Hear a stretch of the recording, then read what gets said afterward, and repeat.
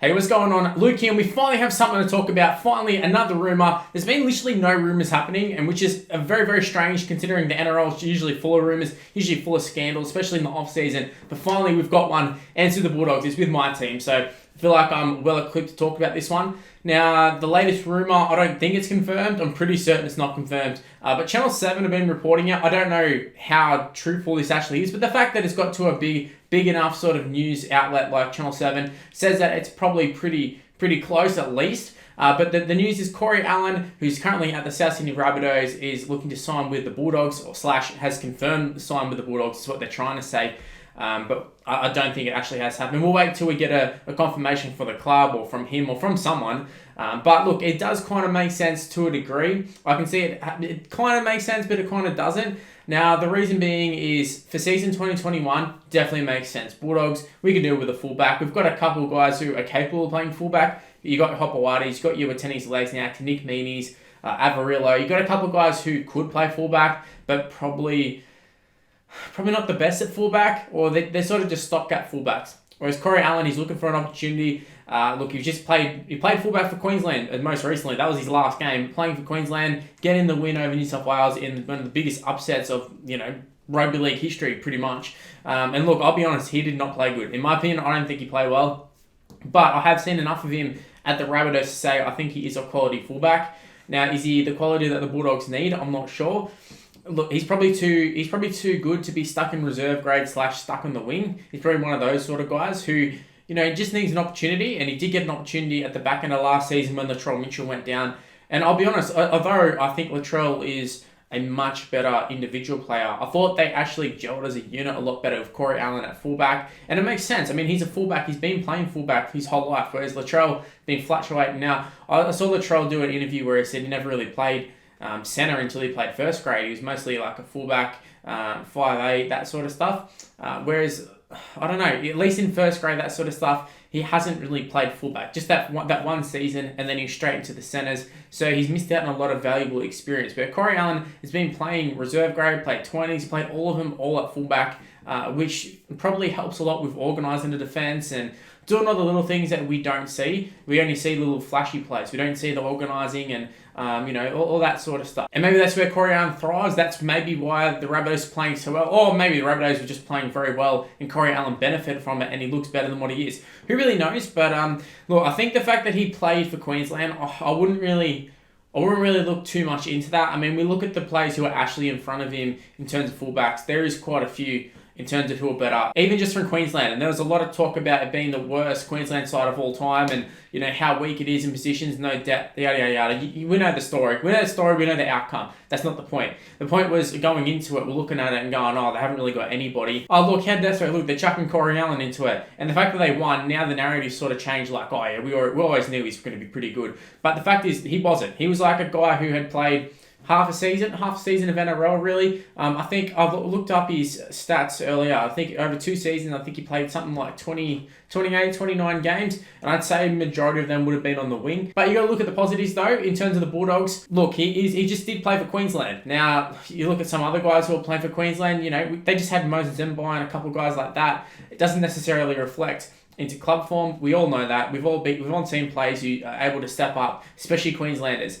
But in terms of just what he brings to the table, I think he at least brings to the table more than what the Bulldogs currently have. Now, it's no secret over the last couple of years, probably since the Morris boys have been, Bulldogs have had no strike in the back line. Apart from maybe like Ream Smith, there's been no strike. And even then, he looks like he's half-arsing it, and hopefully Melbourne sorts him out. But at the Bulldogs the last couple of seasons, he looked like he wanted to be anywhere else but on the football field with the Bulldogs.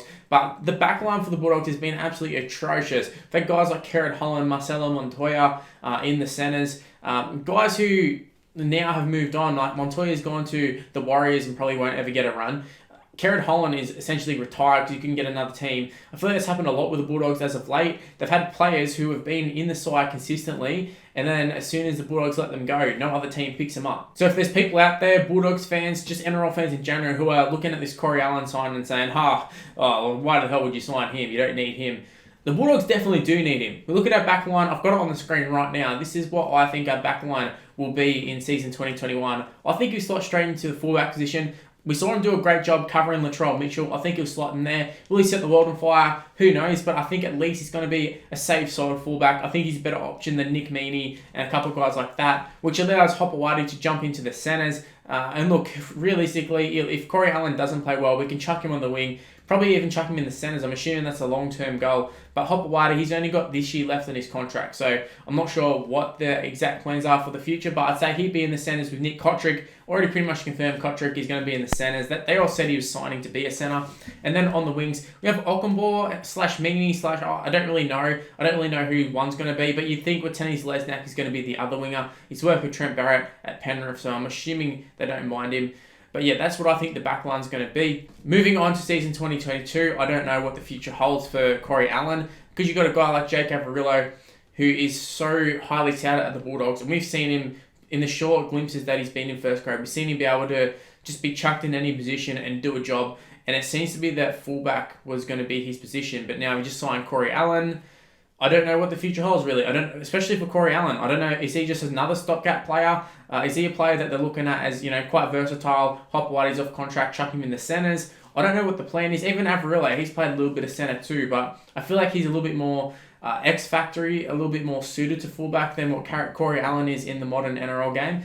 But the rest of the side, Corey Allan, at least there will be a spot for him, you would think. Addo-Carr's coming next year, but Matt Burton is there in halves, and that's just what sort of confused me a little bit about this signing in terms of Averillo, where they're going to play him, because Kyle Flanagan's going to have that number 7 on lock, I would hope. If everything goes to plan, he's going to have that number 7 secured, and then the number 6 is up for grabs, but Matt Burton has signed a big money deal, so you think it's going to be Burton and Flanagan, which leaves the fullback position up in the air with Averillo and Corey Allan. But I suppose competition is good, and it's good that the Bulldogs actually have some competition for spots now, rather than just the same old guys coming in and you can't even really drop anyone, because who are you going to bring in? They're just as bad or even worse. So there's no point in dropping players. That's how I kind of felt with the Bulldogs the last couple of years. So the fact that we just signed a guy, look, whether you want to say it's the timing or whatever you want to say about it, but he's a Queensland representative player. We just added them in. That adds to Nick Kotrick, adds to next year, Josh Addo-Carr. I'm just really liking the signings that the Bulldogs are making, and I feel like a lot of people are in agreement with me. I feel like we're signing a lot of great players. We're not just signing players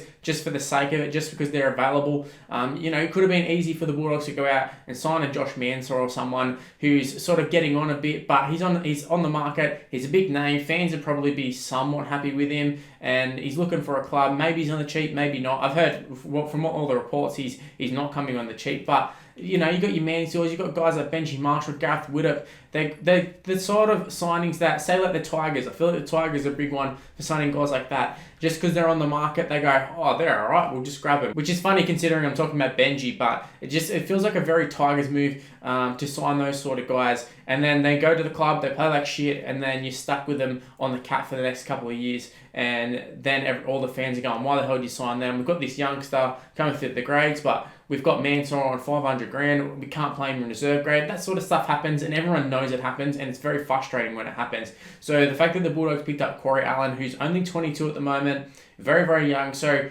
at worst, he can play wing, centre, couple of those positions, at least a very, very good backup. At best, you got a Queensland fullback. Now, look, obviously you got Ponga and you got a couple others in front of him, but look, he has got the experience of playing in State of Origin. We've also seen a lot of players go into State of Origin and step up their game a lot, get that experience that they needed and step up. And even in terms of Corey Allan, I'm fairly certain I remember seeing something about Latrell Mitchell was helping him out a lot and giving him tips and all that sort of stuff. So I feel like he would have learnt a lot at the Rabbitohs, who was pretty highly touted at the Broncos. I remember that much. I remember Broncos fans were quite disappointed to lose him and sort of wondering why he wasn't getting a go at the fullback position, especially considering Darius Boyd's form. And then when he went to the Rabbitohs, he followed Wayne Bennett, I'm pretty sure. I'm fairly certain that's when he went across, was with Wayne Bennett. And he sort of came on, played the wing position, and he was all right, but I honestly didn't see too much of the hype. But we've seen him go to fullback, and we've seen him go to another level. So hopefully he can continue to keep up in his form, keep up in his game,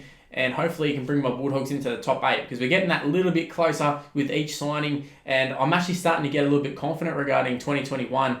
Just in terms of like the previous years, I've had nothing to look forward to. You just know the Bulldogs, they're not going to do too much. Now, we've all had that little hope that, oh, well, maybe the Bulldogs are going to put it together. But within the first couple of rounds, it was done. You could just tell that the Bulldogs weren't going anywhere. Where this season, I actually have like a genuine thing of like, maybe the Bulldogs can... Maybe they can win a couple of games. Maybe they can win more than a couple of games. But I just have this feeling that we're not going to be wooden spoon contenders. And this could bite me on the arse as we get to the end of the season and we come back and look at it. And we can all laugh at it as well. But I really, really like the signings the Bulldogs have been making. And not just this Corey Allan one, but just all of the ones in general. I think they've been really, really smart signings. And they've been exactly what the Bulldogs need. All we need is a hooker, Brandon Smith, Cameron McInnes, someone, please, just come across and we've got a top 8 side. Anyways, I think that's where I'm going to end this video. Hopefully you did enjoy it. If you did, make sure you go ahead and smash the like button and subscribe to the channel if you're new around here. Also make sure to turn on the notification bells. It is quite important. You should be notified immediately when I've uploaded, so you don't have to worry about whether I've uploaded or not. You don't have to rely on YouTube's dodgy subscription boxes and just get notified straight away. You can see, oh yep, Luke's talking about Corey Allan. Sweet, let's click on it. Also, while you're at it, go ahead and give me a follow on social media. It's on the screen right now. It's MrLuke and YT. All my other social medias are on the screen as well. Just pretty much Facebook. It's just MrLuke. But the rest of it, it's all MrLuke and YT, including Snapchat. So, yeah, that's all I've got to say. Hopefully you did enjoy the video, guys. And I'll see you in the next one. Bye.